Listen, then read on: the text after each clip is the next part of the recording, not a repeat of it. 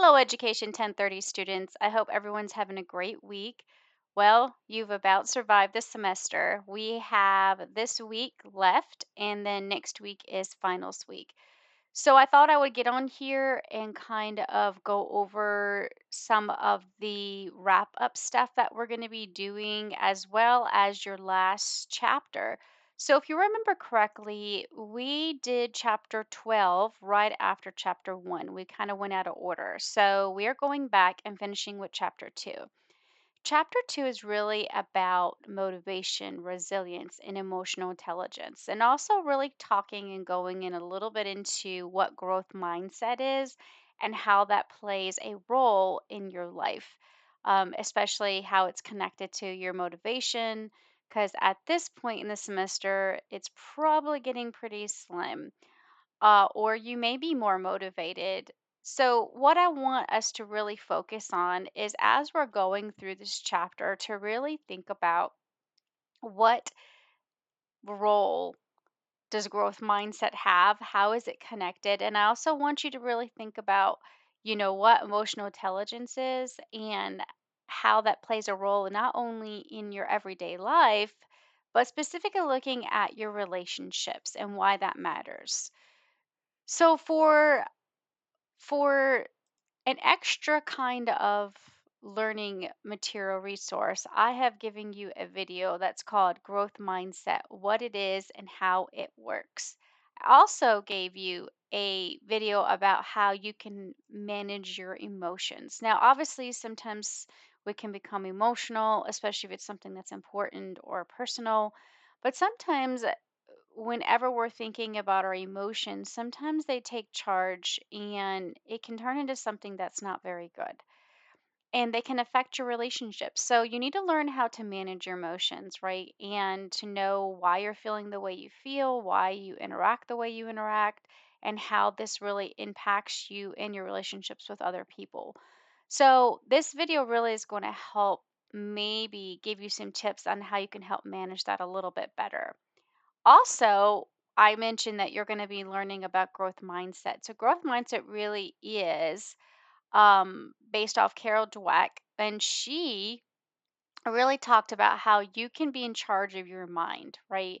You just have to learn how to grow it the right way and use it the right way.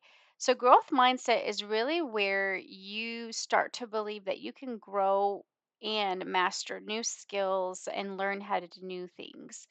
Um, Based on your effort and success that you put into something.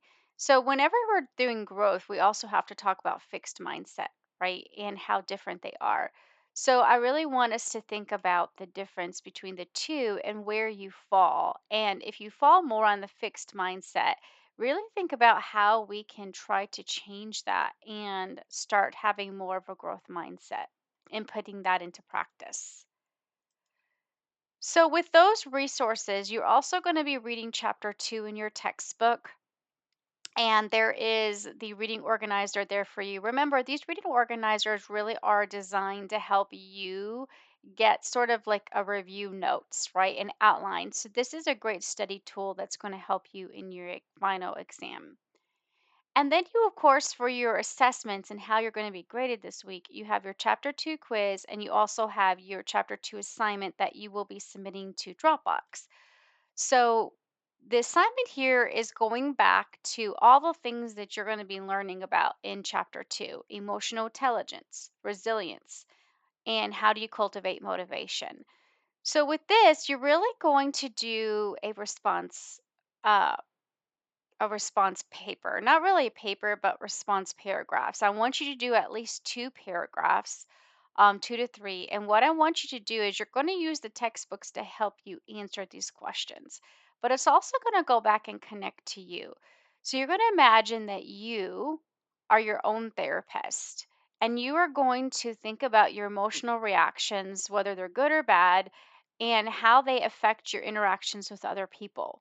So you can think about certain kinds of situations where maybe you were angry or defensive or annoyed or resented someone or you were humiliated and how you reacted.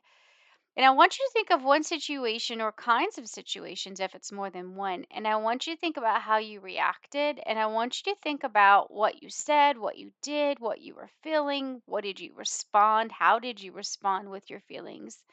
And why? And then I want you um, to really talk about it with someone if you can and think about if their perspective, how did they think that you acted, and could you have done something different or said something different?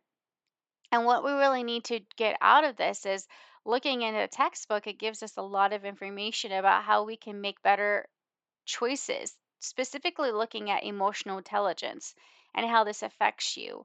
So you want to make sure you can control your emotions. That way you can make good choices if you're faced with a volatile or a very tense situation.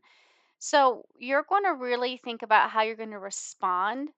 And in response, I want 2 to 3 paragraphs that incorporates these three prompts, right? So these 3 questions are connected to one situation or a handful of situations, depending on, what your life is and your interactions with others.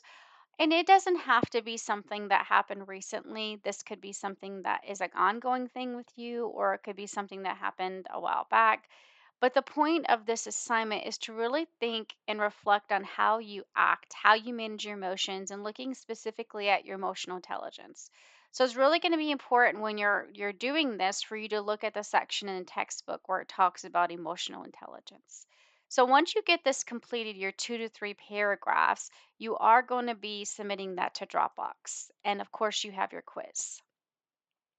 Now, in addition to that, I wanted to remind you that the capstone is still open. I opened it early. I opened it back in on the 16th of April, and I did this because next week is exam week and there's a lot of things going on. Some of you may be taking exams on online at home and some of you may not. So, it really is important for you to manage your time really well and make sure that you are completing all the last bit of assignments you have to. And with that being said, you're kind of strained for time right now at this point in the semester, finishing it out. So I wanted to open it early so you can have a chance to work on it. But the capstone rubric is really going to be covering 9, 10, 11, and 2. The writing prompts are very similar. The prompts have several questions in them over the chapters 9, 10, 11, and 2. And you're going to complete that just as you have the other two, and you're going to be submitting this to Dropbox. Now, if you'll look, it's due May 2nd. I cannot give anyone an extension. So I'm letting you turn it in after courses end. Classes end, spring classes end April 26th, and I'm letting you turn this in May 2nd. It'd be nice if you had it done earlier because I would like to grade it earlier. I see some people have been submitting it. So once you get this done, just submit it so it's the one less thing you have to worry about. I wouldn't wait till the day before or the night before because as you've experienced, capstones take some effort on your part. They are papers. So just make sure that you give yourself time to work on it. The format and the expectations are in there along with the rubric. Another thing I wanted to point out that's also available for you right underneath chapter 2 is going to be your exam review. Okay, so as I mentioned before, I have sent out an email a couple weeks ago telling you when your final exam is, but I will send another one to remind you.